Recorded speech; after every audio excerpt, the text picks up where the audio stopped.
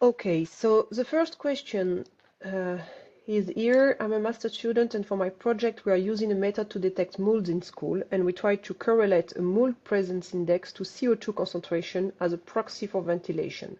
Is there known data about elimination of biological contaminants from air by ventilation at different rate, and are there any guidelines about it? Well, surely there is one way of taking care of mold growth is to increase ventilation. Because in most cases, when you increase ventilation, you reduce the humidity. In our climate, in European climate. Yes, in European climate. So there, ventilation will help. But of course, if you are in a very hot and humid environment where you may use air conditioning, then the indoor humidity is lower than outside. So there is a little different. But definitely in European or Northern Hemisphere, we often use ventilation to reduce humidity and this way reduce mold growth. But it's better again to go to the source. Often the mold growth is because some parts of the building you have condensation on the walls or in a cupboard where there's no ventilation. So even increasing ventilation may not reach those corner points where you have condensation. So it's also a question of building physics, not only about ventilation. And maybe measuring humidity instead of CO2 would be costless and as efficient to limit the risk of mold growth. Yeah, it has nothing to do with the CO2, but I understand you're using the CO2 to find out how much you ventilate. Yes, So okay. to give some idea, if you get more ventilation because you know outside humidity is low, it would help. Then you could use CO2 as an indicator. So yeah, it was a question at the beginning of your presentation, but I think you stressed it after. Yeah. Most of the value, are above outdoor level, right? Yeah, and that's already dealt with. Okay, then we've got a question about what would be the relevant CO2 set point in a bedroom of a dwelling, if there is any relevant CO2 set point for a dwelling. Well, the bedroom, yes. I think CO2 is important. I think all measurement people have done in bedroom have shown extremely high CO2 values, especially if you're sleeping two people in a smaller bedroom. So a relevant target would be about 700 ppm above outdoor. That would be my, but you need really to have other open windows and door or controlled mechanical ventilation to obtain that. To obtain 700 above outdoor level. Yeah.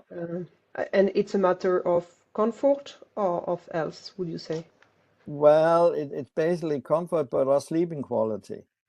And sleeping quality may influence your performance at work the next day. So it's also a performance question. So it's I don't think that there's no health issues. Okay. In standards, CO2 requirements have been defined only to ensure good perceived air quality, or are there other reasons behind the target value? No, it's only related to ventilation. But I think if you think several studies have shown that if you ventilate for perceived air quality, definitely when we in Europe, where we use the higher ventilation rate per person, if you ventilate for the perceived air quality, you would often have taken care of other sources, like, for example, radon, which you don't detect with perceived air quality because it doesn't have an odor or smell. But in most cases, you would have taken care of other issues like formaldehyde, radon, and so on. Okay, so what I understand is it basically answers this following question, which is when you take care of perceived air quality, you take care of everything else, including health, right? Yes. So, Okay. so the questions about satisfied people and health, as Andy mentioned earlier, when we specifically talk about CO2, we have to go higher than 5,000 or even higher before we really have some documented health issues. Okay, what will be the ideal CO2 sensor location then for DCV? Maybe it will be dealt with in, I'm not sure. So yeah, we have a talk later also about sensor position. yeah, so I think it will be dealt in length. Yeah, let's wait with that. This presentation. So is the estimation of equivalent air change rate for gas phase air cleaning based on the impact on perceived indoor air quality or on health? Is the estimation method different? It's based on the perceived indoor air quality. There's one standard already talking about how to measure perceived air quality when you're testing air cleaners. And we are now writing a test procedure in an ISO group, also a test procedure, so you can test the air cleaner and by use of perceived air qualities by a testing panel, you can find the clean air delivery rate. If it has a clean air delivery rate, we have seen air cleaners that may remove VOCs, but it deteriorates the perceived air quality because of new chemical substances.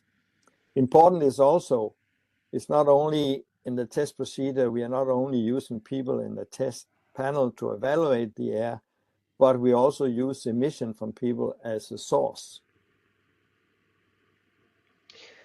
Okay, well, I think we'll take one last question and we'll need to move to the next presentation and we'll go back to the other if needed.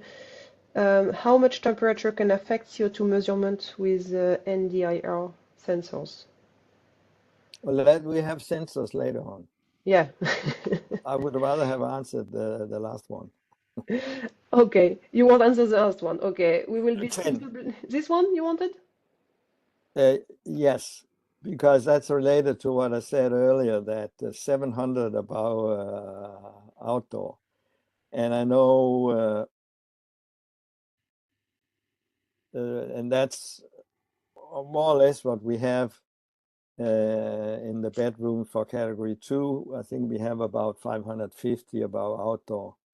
So it's a little better than 700 above outdoor. Yeah. And then, of course, there is the question then if it's just about comfort and we want to be energy efficient, why shouldn't we put the set point at 3000 ppm? Well, it has to do with sleeping quality. So you will, if you don't sleep well, you will lose performance. It's not only comfort, it's well-being.